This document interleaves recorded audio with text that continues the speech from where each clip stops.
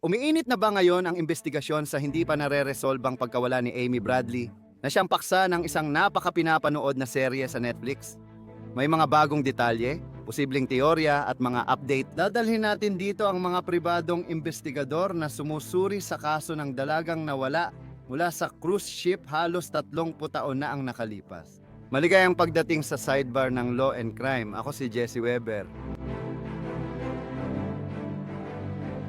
Patuloy naming sinusubaybayan ang kakaibang cold case ni Amy Bradley, lalo na ngayong matapos halos 30 taon, muling napansin ang kwento. Dahil sa Netflix docu-series na Amy Bradley is Missing na inilabas ngayong tag-init. Mamaya, dadalhin ko rito ang mga pribadong investigador ng kasong ito. Ano na ang pinakabagong balita? Ano ang estado ng investigasyon? May nahanap ba silang mga bagong lead? Pag-uusapan natin lahat yan, pero ito ang kabuuang tinatalakay natin. Si Amy Bradley, 23 taong gulang mula Virginia, ay biglang nawala noong Marso 24, 1978 sa Royal Caribbean Cruise Ship na Rhapsody of the Seas. Kasama ang pamilya niya sa barko papuntang Curaçao mula Aruba. Bago siya nawala, iniulat na nasa disko siya ng barko, kasama ang kapatid niyang si Brad. Kinaumagahan, wala na siya at walang ebidensya na nasa barko siya, bukas pa ang balcony ng cabin nila. Sabi ng ama niya, huli niya itong nakita na natutulog sa labas. Hindi pa rin natatagpuan ang kanyang katawan, kahit na idineklara na siyang patay noong 2010. May mga tao at teorya na posibleng buhay pa siya at may ilang ebidensya. Pag-uusapan natin ito. Sa totoo, wala pang naaresto, kaso, o anumang konektado sa kanyang pagkawala.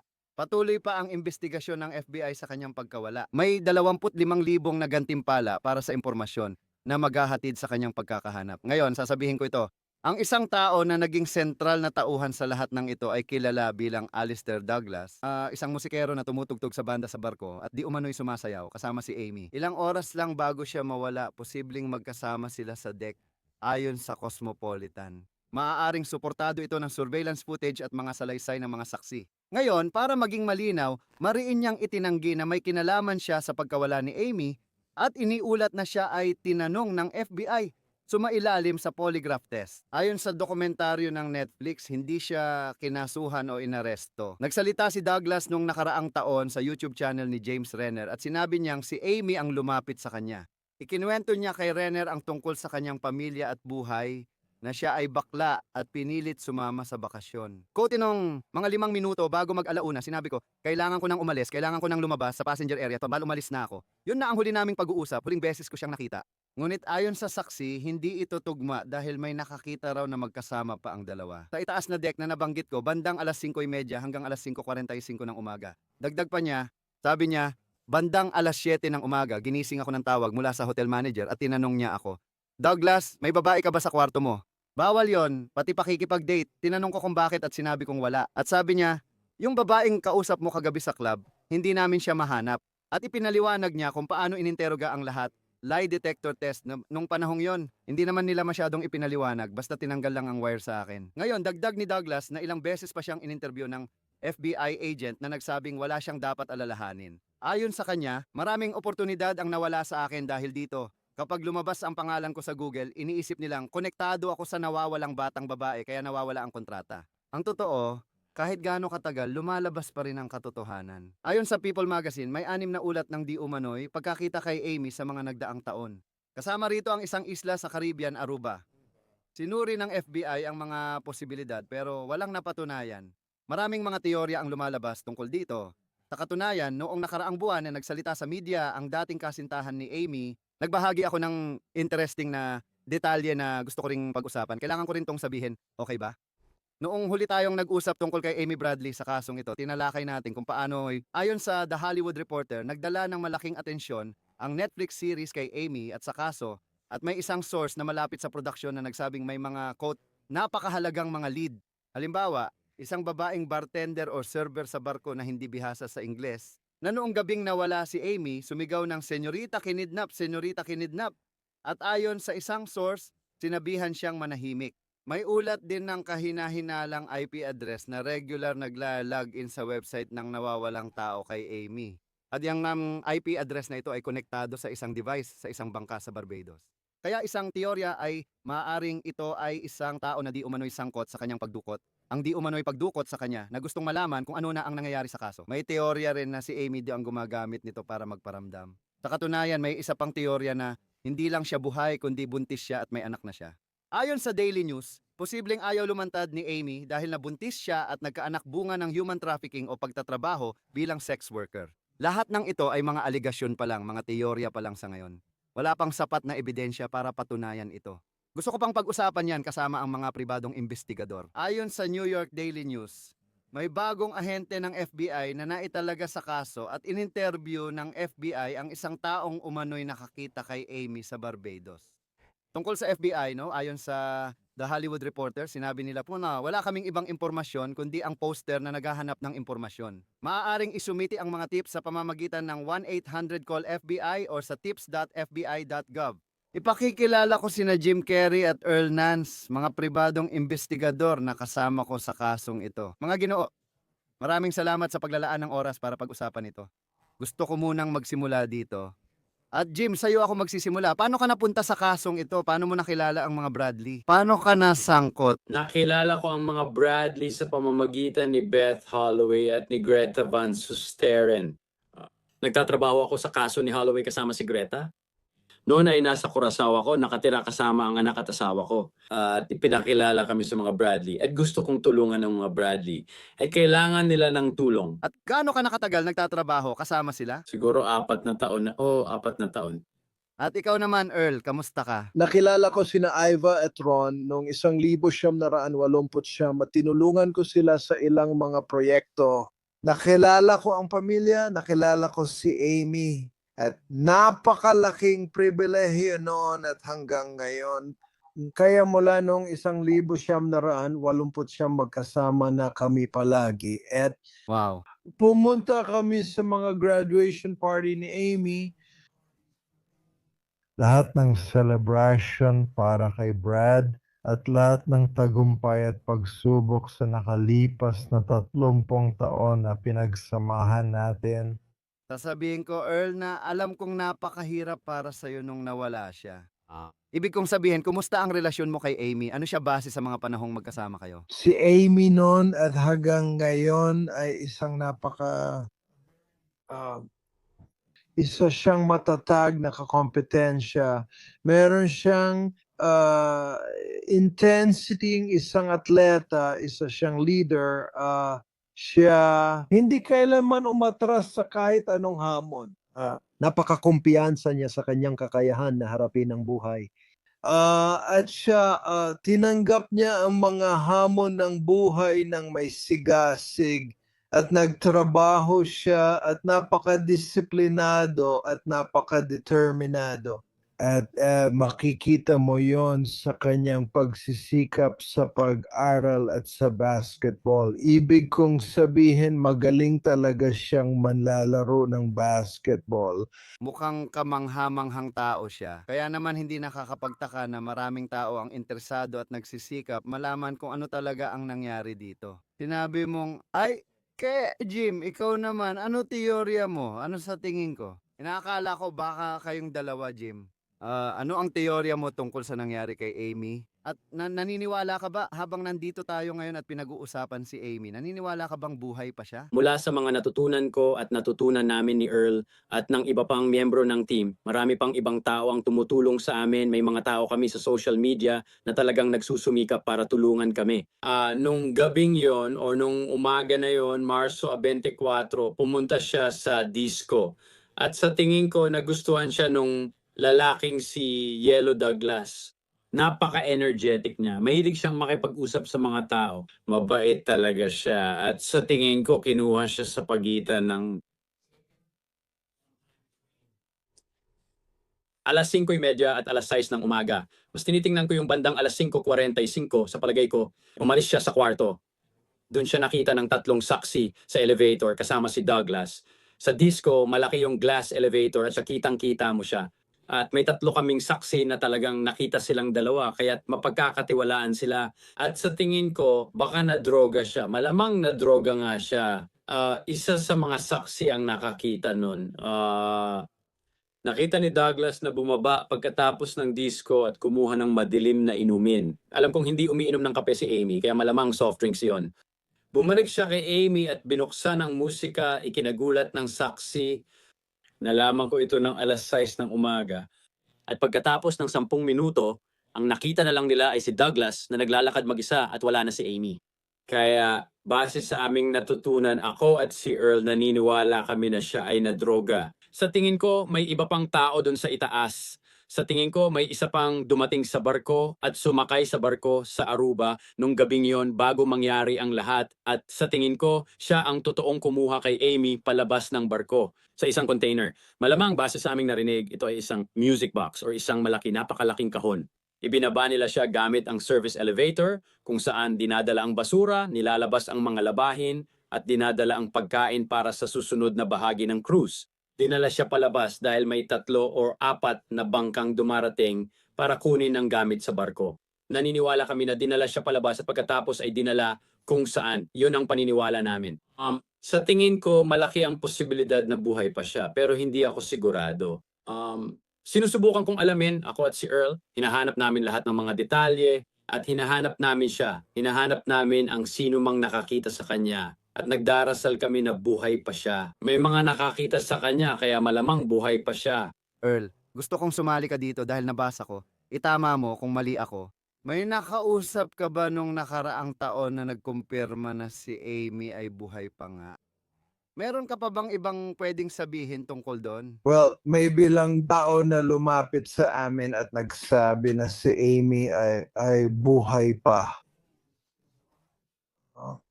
Nakausap namin ang isang tao at pareho naming tinanong ni Jim, sinasayang ba namin ang oras namin?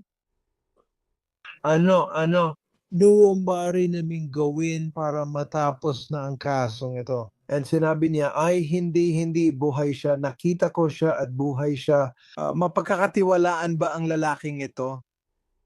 Hindi ko alam. Iyan ang problema sa napakaraming lead na sinusubukan naming habulin ni Jim ay na napakarami ay walang patutunguhan o mga misteryosong tao na naghahanap lang ng bayad. Iniisip na, tayo, alam mo, ang mga Bradley ay isang mayamang Amerikanong pamilya na maluwag sa pera at sa kasamaang palad, ang mga Bradley at ang aming paghahanap ay limitado dahil sa kakulangan ng mga mapagkukunan. Pero hindi iyon hadlang para subukan naming habulin ang bawat lead at iyon ang balak naming gawin. Oo, Jim, ano ba ito? Nagbasa ako tungkol sa isang police clerk mula Curaçao na nakipag-ugnayan dati sa pamilya ni Amy dala ang impormasyon. Ibig kong sabihin, nabanggit ni Earl na, alam mo, pera ang naging malaking salik sa sitwasyong ito. Maaari mo bang ipaliwanag sa amin kung ano ang nangyari doon? Oo, siya yung nakausap namin sa Curaçao noong Nobyembre 24. Pumunta kami ron para kapanayamin siya. Siya si Herman Goylo at ipinakilala ang sarili bilang isang bilang pulis sa isla ng Curaçao. Nag-imbestiga ako, may nakilala akong tao at nalaman kong clerk lang pala siya. Marami siyang alam bilang clerk. Alam niya ang mga nangyayari sa presinto. Alam niya lahat ng pasikot-sikot. Matagal na siyang nakikipag-usap sa mga Bradley. Mula pa nung 1,000 naput siyam. May communication sila. Meron kaming mga sulat, meron kaming mga transcript ng mga pag-uusap niya sa mga Bradley. Sinabi niya, buhay siya. Nakita at nakausap ko siya. Alam ko kung nasaan siya. Umabot pa siya sa pagtanggap ng 50,000 dolyar kapalit ng pagsasabi kung nasaan si Amy. May mga ahente kami ng Interpol doon nung panahong iyon at dapat sana ay magaganap ang palitan. Pero ayaw niya ayaw niyang mag-check. Gusto niya ay purong pera lang. At ipinaliwanag nila sa akin na hindi lang basta-basta pwedeng magdala ng pera sa isla gamit ang eroplano namin. Dahil may alam siya, may kilala siyang tao at dadalhin niya tayo sa isang bagay at yon ang inaasahan namin. Yan ang paniniwala ko. Malinaw na isa lang itong nagpapakomplikadong salik bilang bahagi ng investigasyon. Pero maganda ring marinig na maaaring meron siya noon, maaaring naniniwala kang may credibleng impormasyon siya. May contact ka pa ba sa kanya? Alam mo ba kung kailan kayo magfo-follow up, Earl? Sa tingin ko, hindi siya kasalukuyang nakikipag-usap sa amin, pero umaasa kaming maibalik ang communication na yon sa hinaharap. At Earl, ang pagkakaintindi ko ay habang isinasagawa ang investigasyong ito, habang pinapakinggan nating lahat si Jim na inilalahad kung ano ang posibleng timeline dito, no? Tinitingnan mo yung mga security log, mga record ng keycard, nakikipag-usap sa mga saksi. Ano ang dapat naming malaman tungkol sa posibleng ebidensyang iyon? Dapat ninyong malaman na may ilang mga mapagkakatiwalaang saksi na pumasa sa polygraph test at nagpatotoo sa ilalim ng panunumpa na nakita nila si Amy. At matagal na matapos siyang mawala mula sa cruise ship. Um, Yun ang nagbibigay lakas sa amin para magpatuloy. Alam mo, may isang tao na nakakita sa kanya sa isang dive beach sa liblib na bahagi ng Curaçao. May isa pang nakakita sa kanya sa isang hotel. Kami. May natanggap kaming pahayag mula sa isang operator ng casino sa Aruba na nakita raw siya sa kanilang casino. Kaya kami. Patuloy kaming nakakakuha ng mga pira-pirasong lead na maniwala ka sinusundan talaga namin. Hanggang sa wala na silang patutunguhan. Earl, ano sa tingin mo sa teoryang ito na buhay pa si Amy? Pero siya ay, alam mo na, buntis at may anak na. Patuloy niyang sinusubaybayan ang mga nangyayari sa pamamagitan ng pag-login sa website na ito na tungkol sa pagkawala niya gamit ang IP address na ito na konektado sa isang bangka sa Barbados. Alam mo, isa yan sa mga teoryang lumitaw lalo na pagkatapos ng Netflix series. Sa tingin mo ba may katotohanan sa alinman doon? Nakilala ko ay hinding-hindi iiwan ang pamilya niya. Ang Amy, nakilala ko hinding-hindi puputulin ang communication sa mga magulang niya. Sobrang lapit nila sa isa't isa. Siya at ang kapatid niyang si Brad ay sobrang malapit. Kasing lapit ng isang magkapatid na lalaki at babae. Maliban na lang kung anong paraan siya ay kasalukuyang nawalan ng buong kakayahan sa pag-iisip. Hindi ko makita na si Amy ay hindi makikipag-ugnayan sa kanyang pamilya kung kaya naman niyang gawin ito. Ngayon, posible ba na siya ay hawak laban sa kanyang kagustuhan? Posible ba na sinusubukan niyang magbakasakali at tinitingnan ang website paminsan-minsan? Oo naman. And ginagawa namin ang lahat ng aming makakaya para matrace ang mga IP address na ito. Ako at si Jim ay naglakbay sa pinakamalalayong liblib na kalsada sa Curaçao. Hinahanap ang mga IP address na ito. Dahil sa limitado naming mga resources, kami, nahihirapan kami, alam mo yon, na makuha ang eksaktong location ngayon, pero pinagtatrabahuhan namin yon. Jim, marami talagang lumabas pagkatapos ng Netflix series na parang may tatlong malalaking lead na at nabanggit ko, alam mo itong IP address, itong ideya na, alam mo, buntis ba si Amy? May ideya na isang bartender ang nagsalita nung gabing iyon at nagsabi ng, alam mo, ang senyorita kinidnap or parang ganon. Sinabi niyang nasaksihan niya ang pagdukot at sinabihan siyang manahimik. Ito ba ay isang taong nakausap mo na? Meron bang katotohanan dito? Totoong lead ba ito? Nakausap namin siya sa Honduras. Isa siyang bartender. At ang saksi na isa sa mga babae na nakakita kina Amy at Yellow doon sa elevator. Siya lang nakakita sa kanya na kumuha ng inumin para kay Amy. Pumanaw na siya pero nagpatotoo siya sa grand jury sa Virginia. Meron silang testimonya niya pero pumanaw na siya. Kinausap namin siya at naniniwala ako na alam niyang pumanaw na siya at bigla na lang siyang tumahimik. Kaya wala siyang sinabi. Anong grand jury? Ibig kong sabihin, tungkol saan ang grand jury? Noong 2002, 2003, Oh, sa federal na hukuman ang district court para sa silangang Virginia sa Richmond. oh, Tungkol saan? Pasensya na. Para kanino o anong mga kaso? Iniimbestigahan nila ang pagkawala ni Amy at ang mga taong maaring sangkot. Ah, Naniniwala akong tinitingnan nilang mabuti ang taong si Yellow at sinusubukan nilang maghanap ng sapat na dahilan para maglabas ng warrant of arrest sa mga maring sangkot. Pero walang nangyari dito.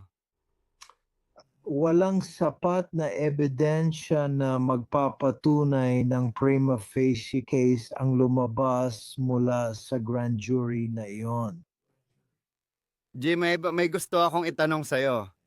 Kaya Bradley, sige, nagpadala si Brad ng pahayag direkta sa Law and Crime. Nung pinag-usapan natin ito sa isang nakaraang episode ng Sidebar, kamakailan lang tungkol sa paghahanap yung mga artikulo na tila tungkol sa mga bagong investigative leads. At sinabi niya, nabuhayan kami ng loob dahil sa ilang mga lead at impormasyon na nakuha namin mula nang ipalabas ang Netflix series.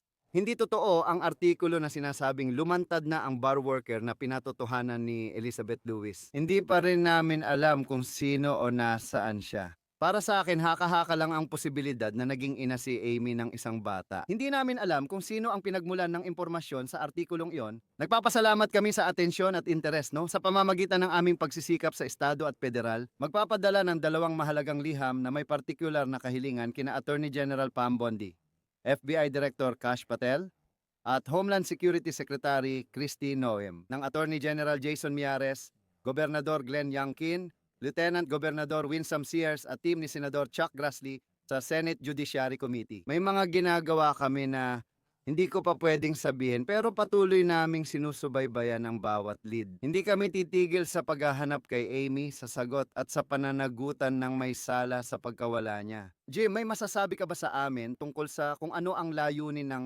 pagsisikap na ito patungo sa mga mambabatas at sa mga tao sa Department of Justice? Well, kami isang grupo sa amin. Kinailangan naming magpatotoo sa harap ng Judiciary Committee sa District of Columbia. Ilang buwan na rin ang lumipas. Patuloy pa rin nilang pinagtatrabahuhan yon. Ang opisina ni Senador Grassley ang gumagawa ng trabaho. Sa alam ko, kasali pa rin sila. Humihingi kami ng tulong at maganda ang ginagawa nila. Pero doon pa lang ito ngayon, kaya naghihintay lang kami doon. Hopefully, sana magbunga ito at makatanggap kami ng tulong. Naniniwala kaming mangyayari ito. Pero alam mo, balik tayo kay Dilaw na Douglas. Maraming tao ang hindi nakakaalam niyan. Ibig kong sabihin, hindi man lang na-interview ang kanyang kasama sa kwarto sa barko. Yung lalaki na kasama niya sa kwarto, hindi na-interview.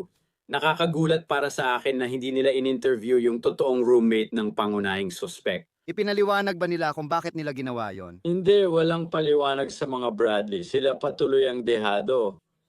Hindi nila nakuha ang tulong na nararapat sa kanila at maraming tao ang hindi na-interview. Yung 2 batang babae na nakakita kina Amy at Yellow, nung umagang yon wala silang susi. Yung keycard nila para makabalik sa kwarto nila, mga alas 6 o alas 6:10, bumalik sila sa kwarto at kumatok sa pinto. 2 batang babae na medyo maingay sa koridor. Yung nanay, maagang nagising, binuksan ang pinto at sinabi, tahimik lang kayo, alas 6 pa lang. Hindi nila siya in-interview para kumpirmahin na gising na sila ng alas 6 ng umaga. Napansin ko na maraming hindi tugma sa maliliit na bagay na ganyan. Kaya ayun. Jim o Earl, may pagkakataon ba sa inyo na nakausap si Douglas? Pero mariin niyang itinanggi sa totoo lang na may kinalaman siya rito.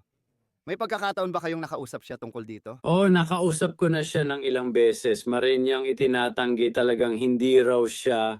Itinanggi pa nga niya mismo ang aktual na ebidensya ng mga susi ng kwarto. Ibig kong sabihin, nakatala lahat na pumasok siya ng alas 3:35 ng umaga. Pero paulit-ulit niyang sinasabi na bumalik siya sa kwarto ng 1:00 ng umaga. Tinitingnan niya mismo sa papel at sasabihin, hindi, mali yan. May ilang pangalan ding paulit-ulit lumalabas na nakaka-interest para sa akin.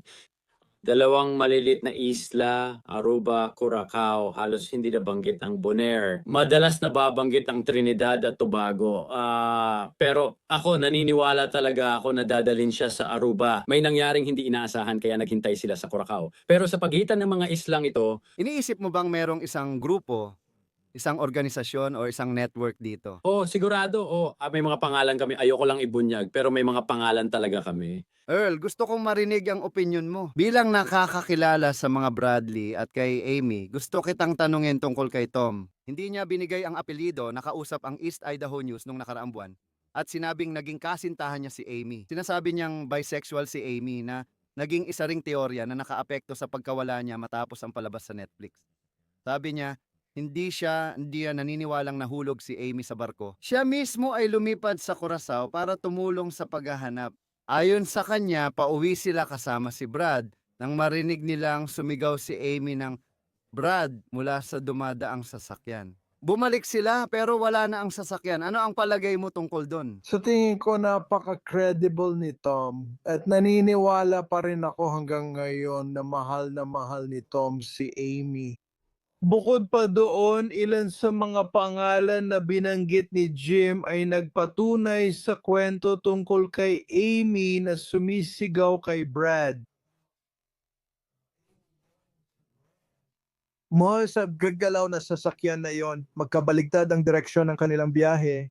At ba no, mga confidential na informante na yon ang dahilan. Pakiramdam nila kailangan nilang ilayo si Amy mula sa Curaçao dahil nagkaroon ng connection sina Brad at Amy sa napakaikling sandaling yon sa Curaçao. Mm.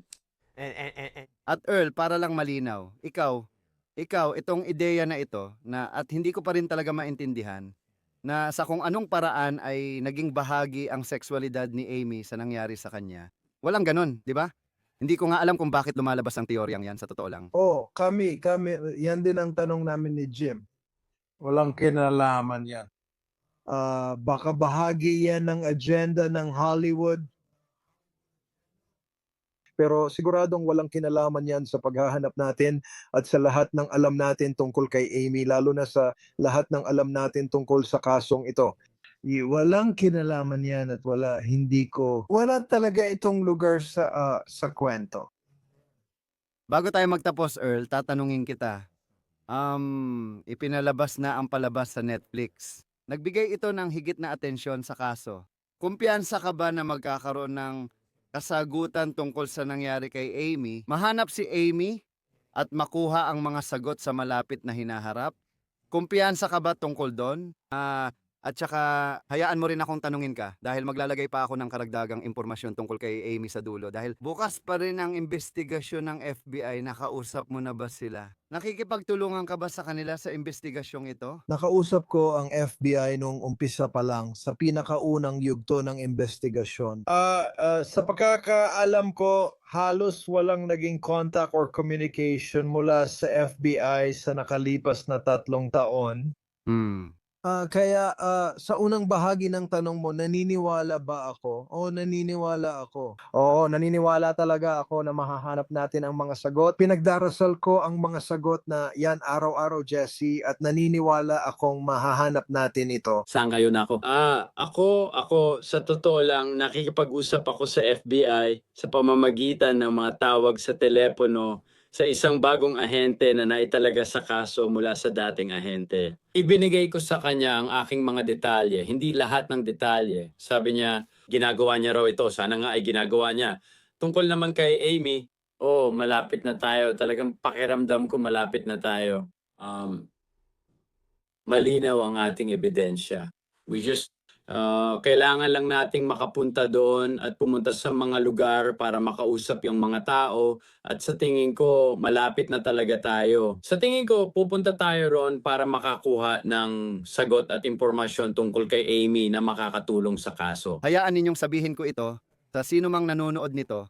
Kung meron silang anumang impormasyon, hinihikayat ko silang kontakin sina Jim at Earl. At meron ding, sa totoo lang, maaari ninyong kontakin ang FBI. Bukas pa rin ang kanilang investigasyon. Merong $25,000 na gantimpala na kung may alam tungkol kay Amy, makipag-ugnayan sa lokal na FBI o pinakamalapit na embahada o konsulado ng Amerika. Para ipakita lang tungkol kay Amy, alam namin na 51 taong gulang na siya ngayon. Nawala siya. 5 talampakan at 6 na pulgada ang taas niya. May tattoo siya sa balikat ng isang Tasmanian Devil na umiikot ng basketball at tattoo ng araw sa ibabang bahagi ng kanyang likod. May simbolong chino siya sa kanang bukong-bukong at gecko lizard sa pusod.